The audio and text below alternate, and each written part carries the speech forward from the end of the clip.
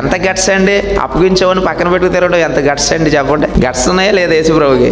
మనమైతే ఈడే నా గోతులు తీస్తున్నాడు అన్నాడు అనుకోండి, వీడికి దూరంగా ఉండాలంటాం. మరి యేసుప్రభు చూడండి, ఈడే నన్ను అప్పగించేస్తాడు. ఎలా అప్పగిస్తాడు? ఇలా వచ్చి తోసేయడట, ముద్దు పెట్టుకుని అప్పగిస్తాడట. చూడండి ఎంత చక్కగా అప్పగించడం అండి ఇది. అప్పగించడం కూడా ఎలాంటి పద్ధతి అండి? శుభమని చెప్పి ముద్దు పెట్టుకొని అప్పచెప్పేస్తాడట. అంటే అప్పచెప్పడంలో కూడా ఎంత అందంగా అప్పచెప్పాలా అండి? ఆలోచిస్తే ఇస్కరియోతు యోధా ఎలాంటి వాడు యేసుకు ముందే తెలుసు కాబట్టి నేను నమ్ముకొని నా విహితుడు అనలేదండి యేసుప్రభు వారు. తర్వాత మాట ఉపయోగించాడు, నాతో కూడా భోజనము మరి చేశాడు కదండి. యేసుక్రీస్తు పరిచర్యలో పాల్గొన్నాడు, యేసుతో పాటు భోజనం చేశాడు. రొట్టె ద్రాక్ష రసంలో ఏమంటే అన్ని పాలు పంపులు పొందిన ఈ వ్యక్తి యేసుని అప్పగించడానికి, అంటే తన్నడం అంటే ఒక కాలెత్తి కొట్టడం కాదండి.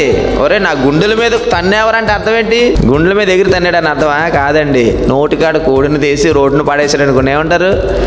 ఇంత చేస్తే నువ్వు నా గుండెల మీద తన్నేవరా అంటాం కదా. అంటే చేసిన అన్యాయానికి మనం సూచించడానికి ఉపయోగించే పదాలు ఇవి. నన్ను తనడానికి మడిమునెత్తాడంటే అర్థం ఏంటంటే, చేత్తో భోజనం పెడితే తనడానికి ఏమెత్తాడు? కాలెత్తాడు. అంటే అర్థం ఏంటంటే, పెట్టినందుకు కృతజ్ఞత చూపించకుండా, కాపాడినందుకు ఏమంటే లోబడకుండా, ప్రేమ చూపించినందుకు తిరిగి ప్రేమించకుండా ఏం చేశారంటే, ఇంత చేసిన మనసు కరగకుండా కఠినుడిగా మారి ఆ మేలు చేసిన వ్యక్తికే అన్యాయాన్ని తలపెట్టితే దాన్ని ఏమన్నాడు? నన్ను తన్నడానికి ఏమెత్తావు? మడిమునెత్తావు అన్నాడు. ఇస్కరియోతు గురించి అందుకే అలా రాశాడండి అక్కడ. అంటే ఇప్పుడు మనుషులు నమ్మాలా? మనుషులు నమ్మాలా? యేసుతో ఉన్న వ్యక్తి యేసు నమ్మేస్తే మనతో ఉన్న వ్యక్తి మనతో ఉంటాడని గ్యారెంటీ ఏంటి? మనల్ని మంచి కోరుకుంటారని గ్యారెంటీ ఏంటి? మనల్ని ముంచేయడానికి గ్యారెంటీ ఏంటండి?